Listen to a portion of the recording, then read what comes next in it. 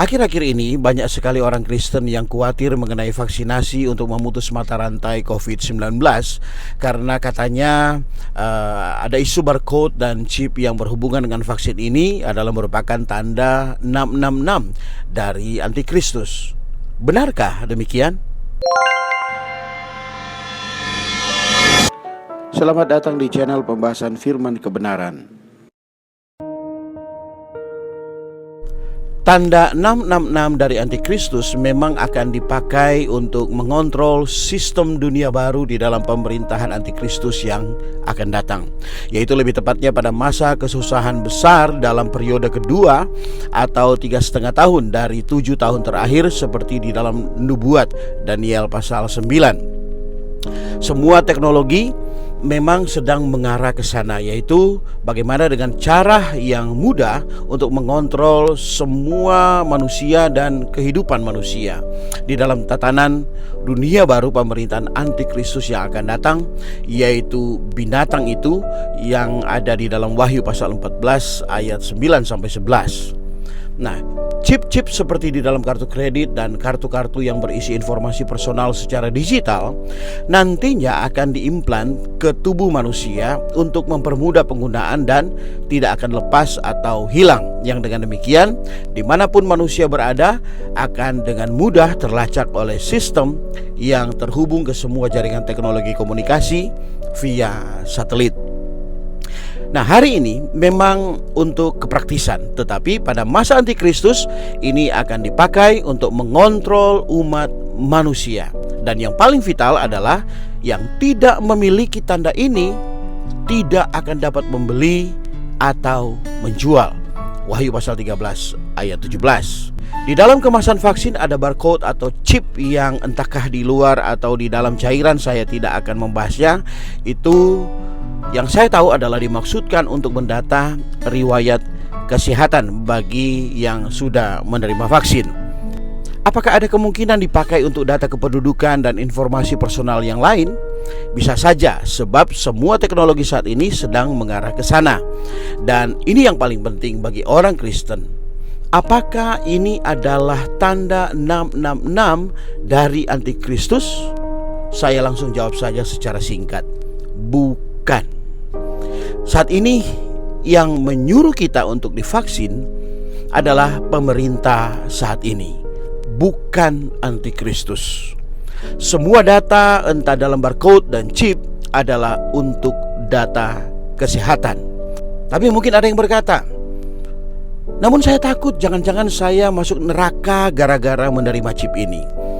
Masalahnya adalah yang tadi. Ini pemerintah yang mengharuskan kita divaksin, bukan pemerintahan Antikristus. Saat ini Antikristus belum memerintah karena ia belum muncul dan kita belum tiba di zaman kesusahan besar. Masih ada yang menahannya, yaitu kita orang-orang percaya, yaitu gereja.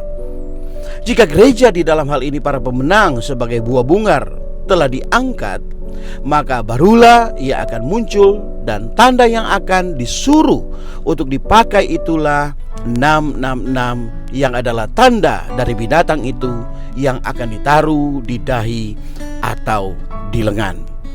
Jadi, pertama saat ini adalah masih pemerintahan Bapak Presiden kita, dan beliau sudah pasti bukanlah Antikristus. Pemerintahan di dalam Roma pasal 13 adalah wakil Allah. Jadi menolak vaksin dari pemerintah adalah memberontak kepada wakil kekuasaan Allah. Yang kedua, vaksin ini disuntikan di pangkal lengan untuk dialirkan ke darah, yang artinya ke seluruh tubuh. Jadi ini bukan semata-mata tanda, tetapi maksudnya adalah untuk kesehatan saja. Terus ada yang berkata, tetapi saya masih curiga, jangan-jangan saya binasa gara-gara menerima vaksin ini. Di dalam Wahyu pasal 14 ayat 9, kita bisa lihat di sana itu adalah tanda kepemilikan Antikristus. Namun di ayat sebelumnya, yaitu di dalam Wahyu pasal 14 ayat 1, ada tanda bagi para pemenang di dahi mereka, yaitu nama Allah Bapa mereka.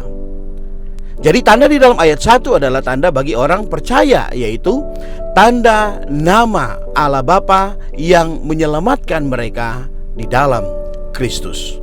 Sedangkan tanda di dalam ayat 9 adalah tanda nama binatang atau antikristus yang akan diterima bagi yang akan binasa.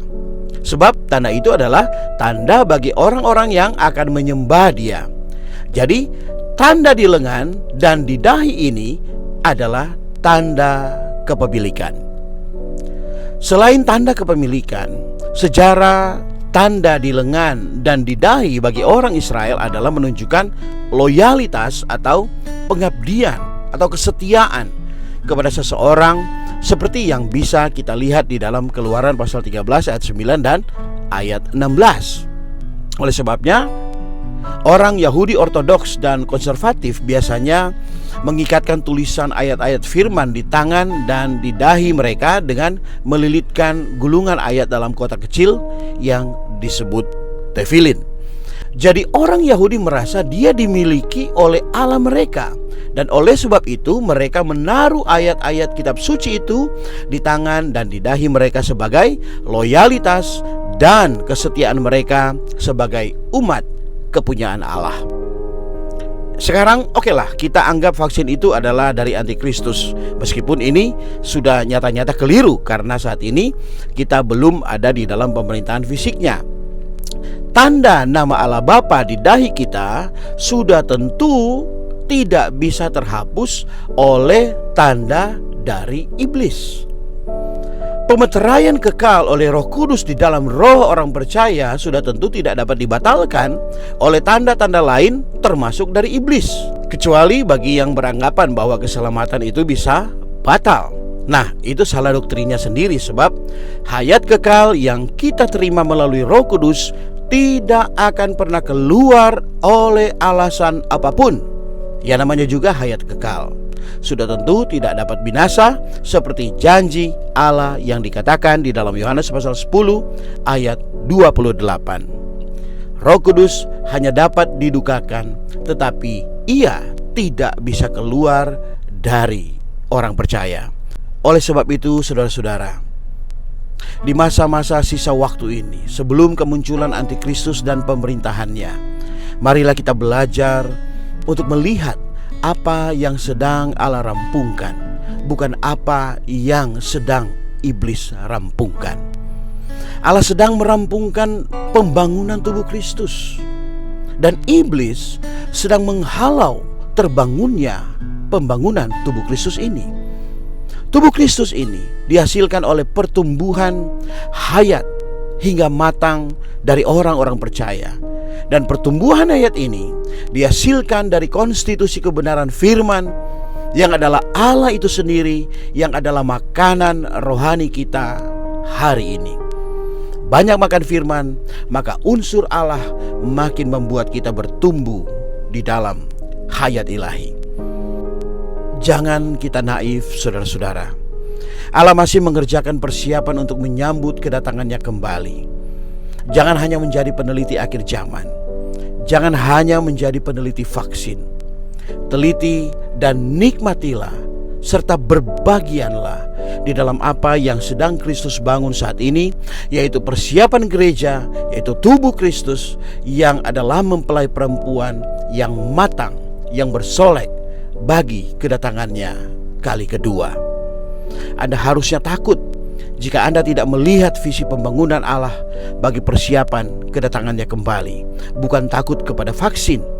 Dan Anda harusnya sukacita jika Anda memiliki visi dan hidup di dalam visi itu bagi persiapan kedatangannya.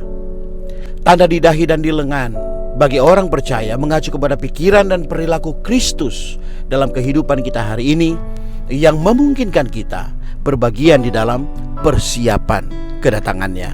Sedangkan tanda di dahi dan di tangan bagi orang yang akan menerima tanda antikristus nanti dalam kesusahan besar, berarti pikiran dan perilaku iblis dan untuk memuja serta menyembah iblis.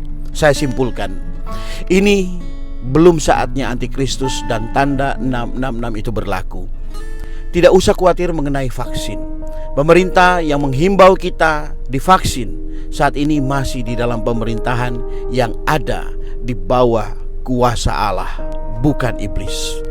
Antikristus belum muncul, dan tanda ini bukan di lengan atau di dahi, melainkan dalam darah bagi imun kita untuk melawan virus agar kita umur panjang dan bertumbuh hingga matang dewasa di dalam hayat ilahi.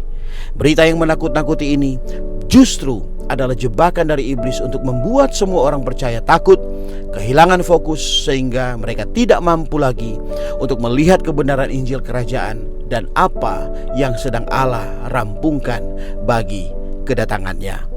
Di dahi kita ada tanda Allah Bapa kita yang telah menyelamatkan kita oleh Kristus yang adalah roh itu dalam roh kita. Ini adalah jaminan, ini adalah meterai yang kekal untuk membawa kita semua, orang-orang yang percaya, di dalam kekekalan yang akan datang. And the truth shall set you free. Ini zaman pemulihan Tuhan. Tuhan Yesus memberkati. Amin.